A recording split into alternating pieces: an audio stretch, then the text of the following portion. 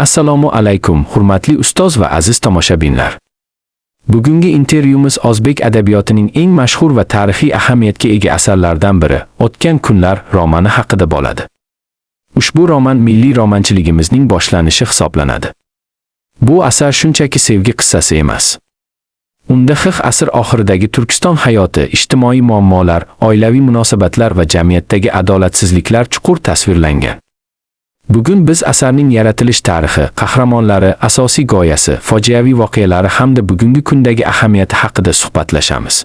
O'tgan kunlar romani asr boshlarida yozilgan. Bu davr Turkiston tarixida og'ir siyosiy va ijtimoiy jarayonlar bilan kechgan.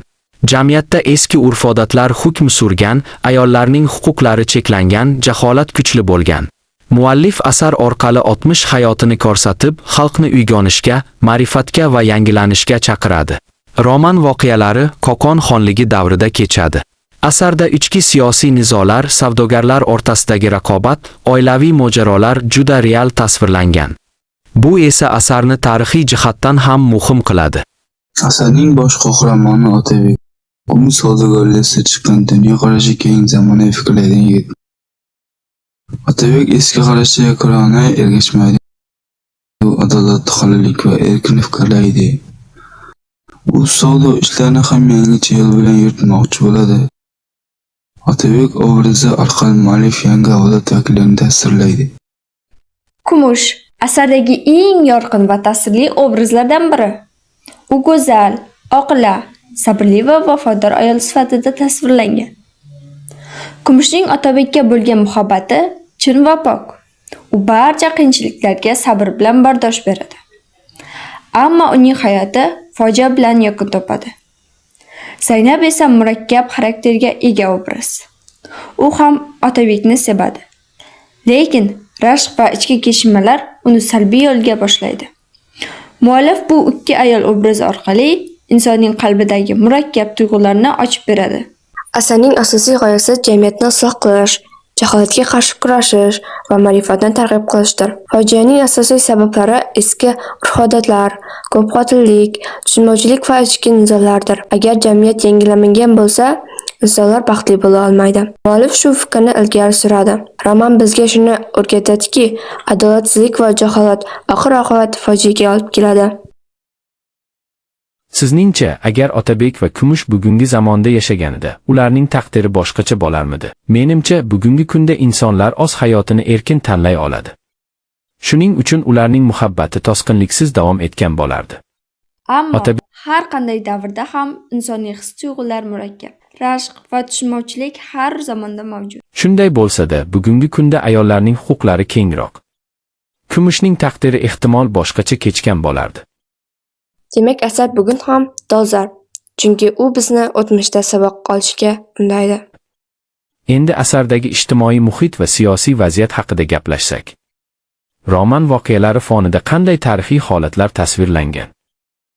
Asarda Qo'qon xonligi davridagi ichki nizolar, hokimiyat uchun kurashlar va siyosiy beqarorlik aks ettirilgan.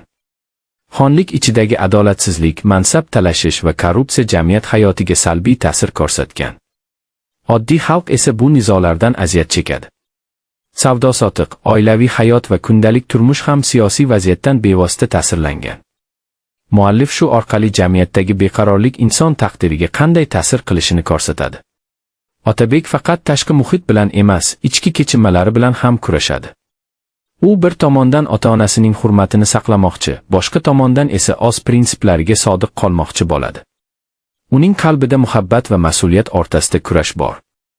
Jamiyat bosimi uning hayotini og'irlashtiradi. Bu esa obrazni yanada jonli va real qiladi. Asarda ayollar taqdiri juda ta'sirli tasvirlangan. Kumushning sabr-toqati, Zaynabning ruhiy iztiroblari, bular o'sha davrdagi ayollarning haqiqiy ahvolini ko'rsatadi. Ayollar ko'pincha o'z hayotini o'zi tanlay olmagan. Nikoh masalasi ham ko'p hollarda ularning ixtiyoridan tashqarida bo'lgan. Asardagi fojia tasodif emas. Bu jaholat va eskilikning oqibati. Agar insonlar bir-birini tushunsa, agar jamiyat adolatli bo'lsa, bunday fojialar yuz bermas edi. Muallif o'quvchiga shuni anglatadiki, o'zgarish bo'lmasa, fojialar takrorlanaveradi. Asarning bugungi yoshlar uchun qanday ahamiyati bor deb o'ylaysiz? Bugungi yoshlar bu asardan sabr, sadoqat va mas'uliyatni o'rganishi mumkin. Shuningdek, mustaqil fikrlash va adolat uchun kurashish g'oyasi ham dolzarb. Tarixni bilmagan inson kelajakni to'g'ri qura olmaydi. Bu roman bizga o'tmishdagi xatolarni ko'rsatadi. Eng muhimi, bu asar milliy o'zligimizni his qilishga yordam beradi. Til boyligi va milliy ruh asarda juda kuchli seziladi. Muallif bu orqali ayollarning jamiyatdagi o'rnini ko'rsatib, o'quvchini o'ylashga majbur qiladi. O'tgan kunlar bu shunchaki o'tgan zamon hikoyasi emas. Bu saboq. Bu ogohlantirish. Bu millat uyg'onishining boshlanishi. Har bir sahifasida muhabbat, iztirob va haqiqat mujassam. O'tmishdagi xatolarni anglagan xalqgina kelajagini mustahkam qura oladi. E'tiboringiz uchun rahmat.